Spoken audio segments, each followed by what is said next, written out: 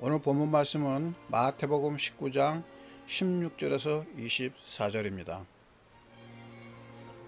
어떤 사람이 주께 와서 이르되 선생님이여 내가 무슨 선한 일을 하여야 영생을 얻으리이까? 예수께서 이르시되 어찌하여 선한 일을 내게 묻느냐? 선한 일은 오직 한 분이시라.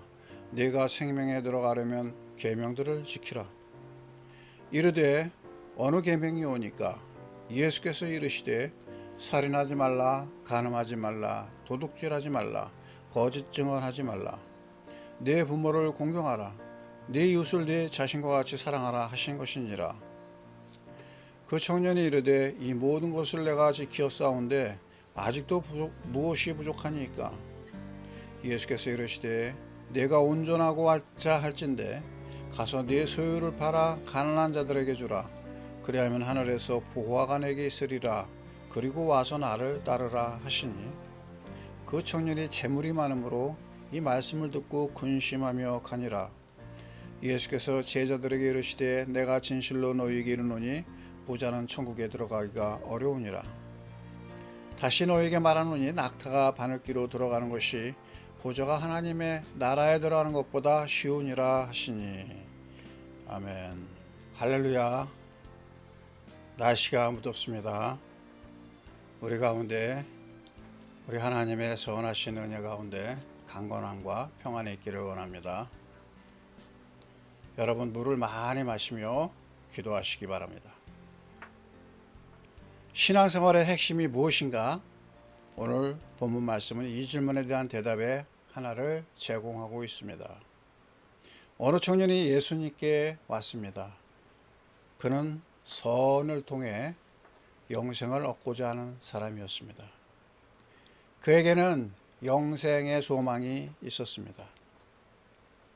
영생은 그가 가진 신앙의 최종 목적이었을 것입니다. 그는 이 땅에서의 생명은 진짜가 아니라고 생각하였던 것 같습니다. 그러기에 영생을 찾았습니다. 그리고 선의 실천을 통해 그 영생을 얻을 수 있다고 생각하고 열심히 가르침대로 선을 실천했습니다. 그는 예수님께 와서 묻습니다. 선생님, 내가 무슨 선을 행해야 영생을 얻습니까? 예수님이 이렇게 대답하십니다. 살인하지 말라, 간음하지 말라, 도둑질하지 말라, 거짓 증언하지 말라, 네 이웃을 네 자신과 같이 사랑하라. 청년은 대답합니다. 이 모든 것을 제가 지켰습니다만 아직도 무엇이 부족합니까? 예수님이 대답하십니다. 네가 온전하고자 한다면 가서 네 소유를 팔아 가난한 자들에게 주라. 그리하면 하늘에서 보화가 네게 있을 것이다. 그리고 와서 나를 따르라. 마태는 그 청년이 재물이 많으므로 이 말씀을 듣고 근심하며 갔다고 기록합니다. 그가 나중에 자신의 재물을 팔고 예수께로 다시 왔는지는 알 수 없습니다만 마태는 그 이유를 기록하지 않고 대신 예수께서 그가 떠난 후 하신 말씀을 이렇게 기록합니다.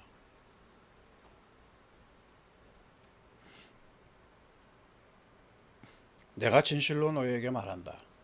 부자는 천국에 들어가기가 어렵다. 다시 말하지만 낙타가 바늘귀로 들어가는 것이 부자가 하나님 나라에 들어가는 것보다 오히려 쉽다. 이에 제자들이 놀랍니다. 그렇다면 누가 구원을 얻을 수 있습니까? 예수님이 제자들을 보시며 말씀합니다.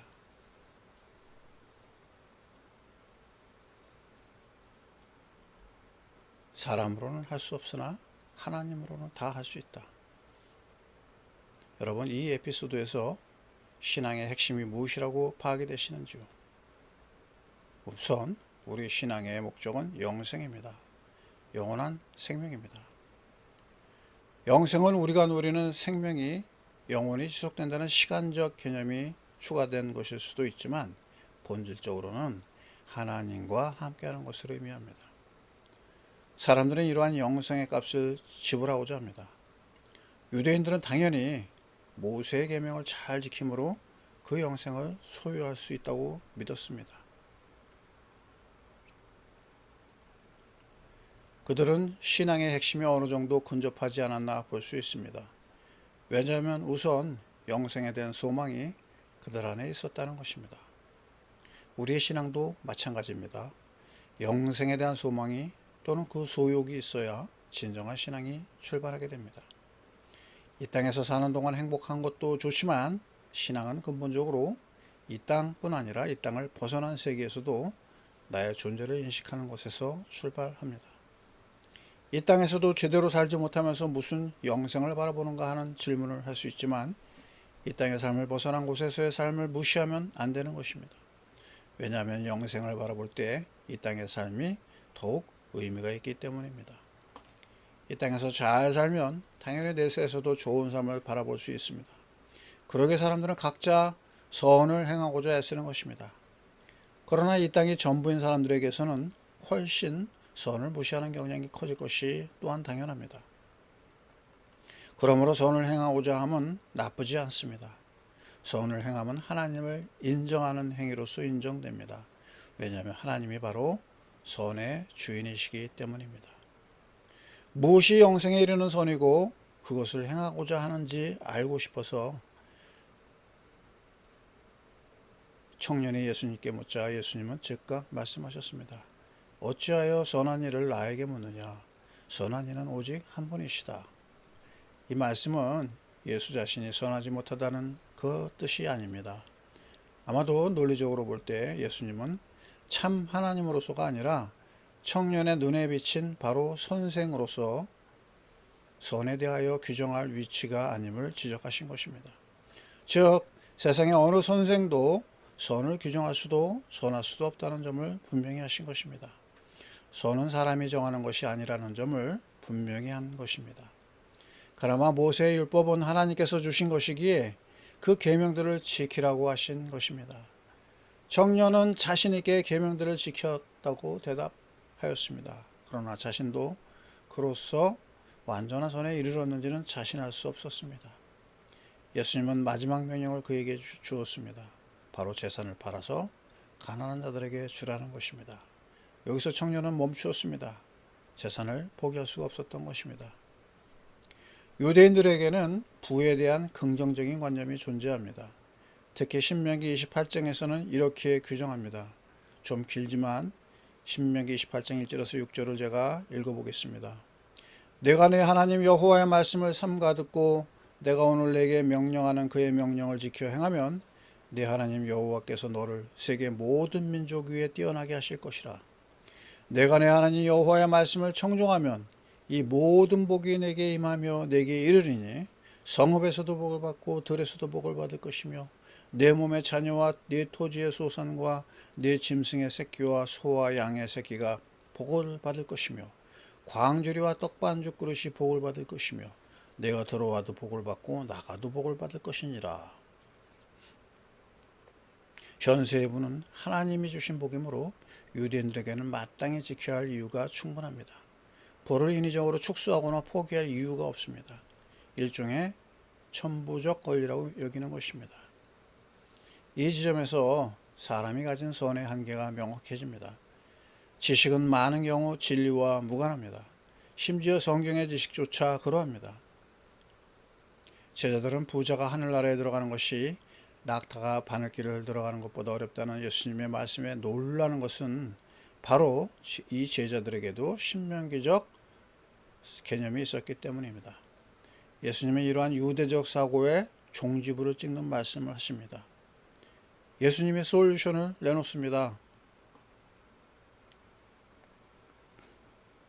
사람으로서는 할 수 없지만 하나님으로는 다 하실 수 있다.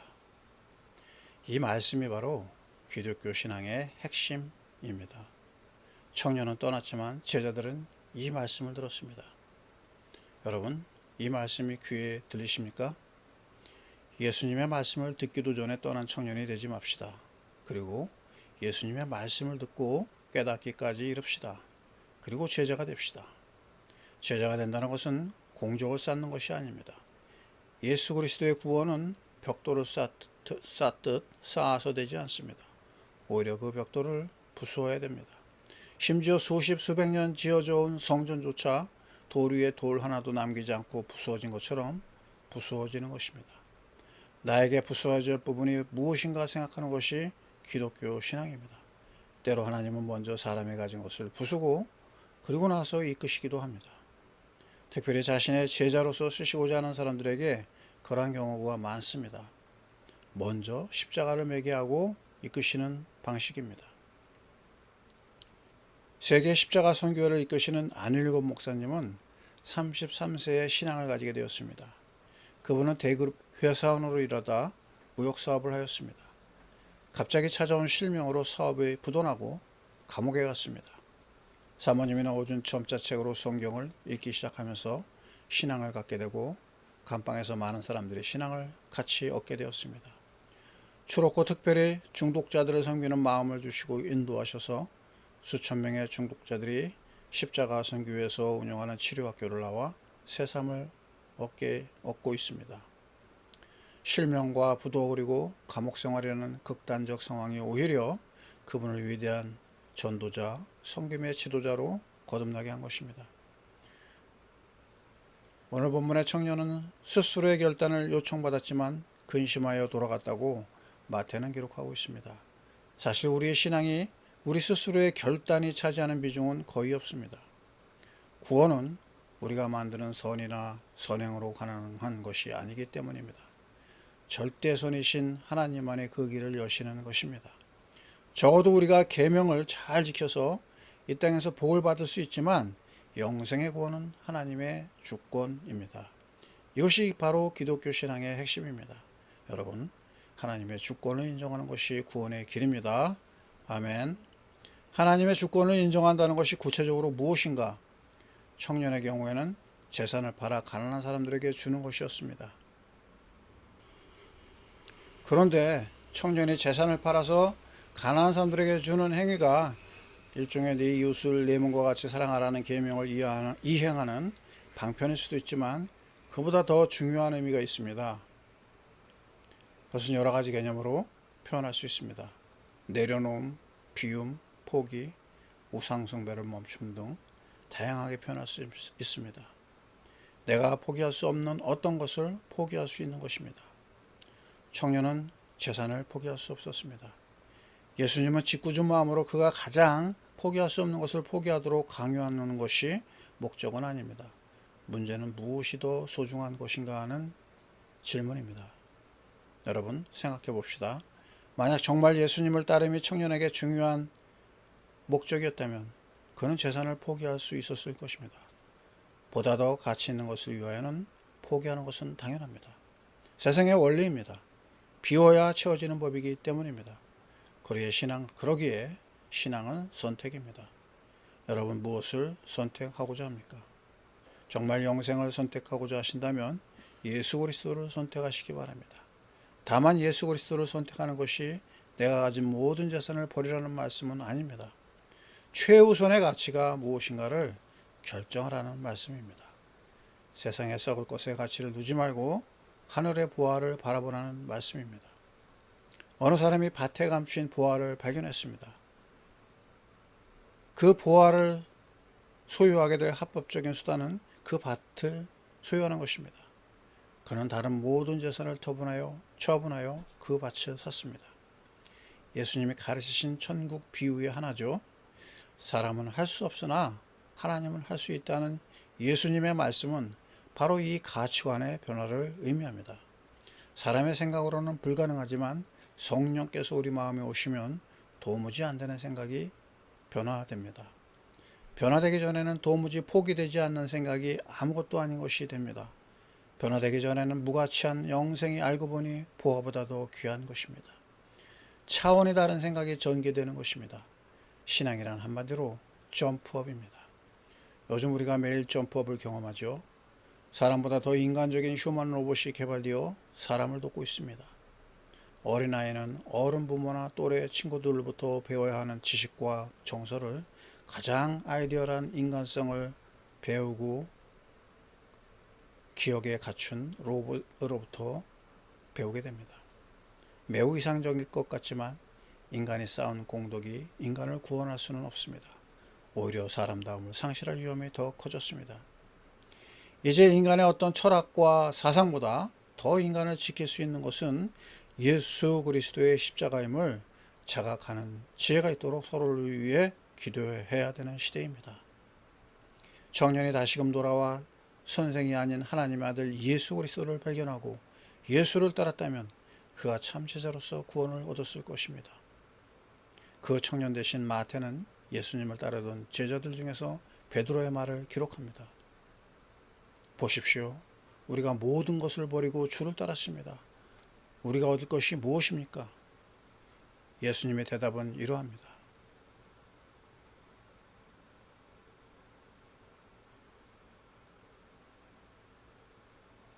내가 진실로 너희에게 말한다. 세상이 새롭게 될 것이다. 그때 내가 영광의 보좌에 앉을 것이고 너희도 12보좌에 앉아 이스라엘 12지파를 심판할 것이다. 또 내 이름을 위하여 집이나 형제나 자매나 부모나 자식이나 전토를 벌인 자마다 여러 배를 받고 또 영생을 상속할 것이다. 예수 그리스도를 따르면 단순히 비우고 자기 희생으로 얻는 고결한 업적이 아닙니다. 오히려 상당히 외적이고 실체적인 보상이 따르는 선택이라는 점을 예수님께서 말씀하십니다. 심지어 포기한 것을 몇 배 더 얹어받을 뿐 아니라 제자들은 다스리는 권세까지 받습니다. 그리고 궁극적으로 영생을 상속받습니다. 이러한 일이 왜 가능할까? 바로 모든 것의 주권자가 하나님이시기 때문입니다. 생명의 주인이 하나님이시기 때문입니다. 만물의 창조주이신 하나님이시기 때문입니다. 우리가 해야 될 일은 바로 예수께로 나아가는 것입니다. 그분 앞에 서는 것, 그리고 고백하는 것입니다. 예수가 주되심을 고백하고 순종하는 것입니다. 각자에게 주어진 분량의 명령을 순종하는 것입니다. 청년에게는 가장 어려운 재산을 포기하도록 명령하십니다. 마태복음 18장에서 나눈 말씀 중에서 주님은 누구든지 어린아이와 같이 자신을 낮추는 사람이 천국에서 큰 자라고 말씀하셨죠. 작은 자는 재산을, 명예를, 지식을, 사회적 지위를, 관습과 전통을 걱정하지 않습니다. 그냥 생명의 말씀을 받아들입니다. 오늘 우리에게 명령하시는 것이 무엇인지 들어봅시다. 고집, 지식, 사회적 위치, 세상 친구들, 철학, 신념, 무엇이든지 예수 그리스도를 거부하는 것들이 있다면 그것을 버리고 밭에 감추인 보화처럼 예수 그리스도 안에서 더욱 값진 것을 발견하는 우리 모두가 되기를 축복합니다. 아멘. 기도하겠습니다. 하나님 아버지, 기독교 신앙의 핵심이 바로 우리 주 예수 그리스도가 주시는 구원임을 고백하오며 하나님이 예수 안에 주시는 영생을 최고의 가치로 알고 찾고 구하는 모두가 되게 주시옵소서. 예수님 이름으로 기도합니다. 아멘. 나를 만드시고 나를 부르시며 날 사랑하시는 오직 단 하나의 존재